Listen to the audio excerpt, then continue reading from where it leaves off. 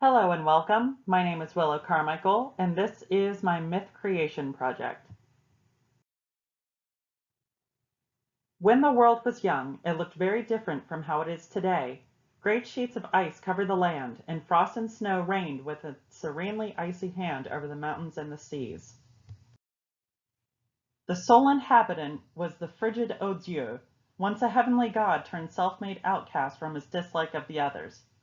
He much preferred the world and its splendid wintry wonders. All was perfect and well for the chilly Dieu until his sister, the golden goddess Météor, became jealous of the ample amounts of terrain he had to call his own, while she, a lover of warmth and sunshine, had nothing but her dreams to rule. She nagged at their eldest brother, the king Tonnerre, marking the injustice of having the only world ruled by the gods be one of complete desolation. Tired of her constant complaint, Tonnerre permitted his sister to take a section of the world as her realm. Delighted and impatient, the shimmering Météor cast herself at the land, a speeding golden comet racing towards the icy rock suspended in the heavens. So great was her enthusiasm that she bothered not to slow herself, instead crashing into the shimmering crystal with the force only a goddess could muster. A great crater was hastily carved into the rocky, icy surface of the planet from where Météor had struck it, and instantly the crater filled with colors. The white canvas of snow gave way to lush greens of jungle trees, reds of singing songbirds, blues of beautiful flowers, and the brilliant golden strands of Météor's own hair that became the wheat and barley that the animals so loved to eat. Météor cared not for the bitterness Dieu felt from having lost a section of his domain, but, not wanting to deal with the wrath of his brother, the king Tonnerre, Dieu left Météor to her new emerald realm. She delighted in every little detail that her excitement had borne, from each small insect to every grand tree. One day, however, she saw a sight that tore her golden heart in two. A doe had fallen a great height after slipping on the root of a tree and lay, trembling, in a bed of bloody roses. Pitying the creature, Météor used her powers to call forth a cleansing golden fire that burned away the injuries the doe had sustained. The doe emerged from the fires with a coat as wonderfully golden as the hair atop the goddess's head. Considering this rejuvenated creature like a beloved daughter of her own, she named her Perséphone. Dieu, having heard Météor's initial cries upon finding Perséphone in her mortal injured state, had rushed to the lush crater's edge just in time to see this transformation. He felt an unwell warmth in his heart, not realizing the pang of affection he, too, felt for the reborn deer.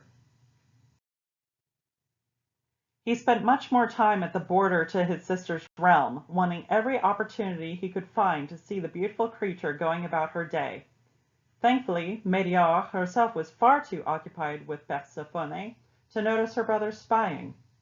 There came a time when Météor left her beloved daughter to check the other life she had wrought in the valley, leaving Perséphone to wander freely for a time. She instinctively noticed the man atop the white hill looking down at her, and, intrigued, went to see him. Dieu was initially so frightened of the beautiful eyes that looked so quizzically at him, not daring to pat her on the head for fear of harming her. Perséphone did the work for him, nuzzling her golden snout into his palm, happily cantering around him thereafter. For the first time in his life, the god smiled. Unfortunately, Météor returned in time to see her beloved child with a brother she hated. Enraged, she tore through the sky to face Dieu, scaring Perséphone to hide behind a snow-covered shrub on the border between worlds. Hatred dripping from her every word, Météor challenged her brother to a duel. They would loose arrows at the other's heart until just the one of them was left alive, so great was Météor's despise. She rathered the idea of death than ever having to see Dieu happy with one of her creations ever again. The god and his goddess sister stood in their respective realms, Météor along the blooming vines with her golden hair wildly flying in her rage, Dieu in the stark plains of his icy home, sullen but determined to at least injure his sister enough to make away with the lovely golden deer. The goddess fired her arrow first, and Odieu instinctively loosed his arrow to intercept that of his sister, only to deflect it. Neither of them could have anticipated what would come to pass. In a streak of gold the arrows collided, but instead of clashing in the air, they ripped through the body of the golden Persephone to explode together inside of her golden heart. The beautiful organ was torn right from the doe's severed breast, landing full of shrapnel in the snow. Horrified, Médéor and Odieu put aside their differences long enough to rush the doe's shining corpse. Her glittering blood spilled on both the domain of Médéor and that of Odieu. They were equally guilty of her demise. Looking over, they saw that from her shard-filled heart sprang a wondrous tree bearing the fruit of fertility, the pomegranate with its many shrapnel-like seeds. 3 silver fawns lay yawning and dozing by the trunk of the tree. Their names would come to be Cerf, Berre, and Reuss, and they would frolic freely between the realms, not minding the cold, bringing seeds and life and animals and plants with them as they went. As such, the world was covered with both life and death, the bounty of harvest and the chill of ice, preserved by the children of the much-loved Persephone in her untimely death. Médéor had conquered the land, ultimately, but she had been so distracted by Cerf, Berre, and Reuss that she did not see her brother steal away the body of his beloved Persephone. He keeps her in a cave, weeping over her undecaying golden corpse, heartbroken, until he can see her beautiful shining children grazing by his abode for 1/3 of every year.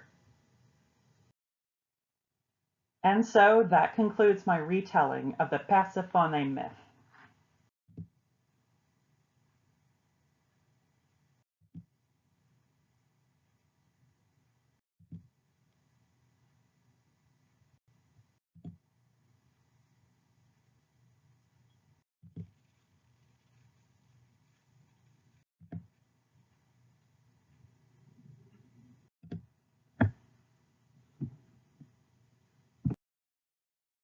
I hereby declare upon my word of honor that I have neither given nor received unauthorized help on this work. Willow E. Carmichael, 2/12/18.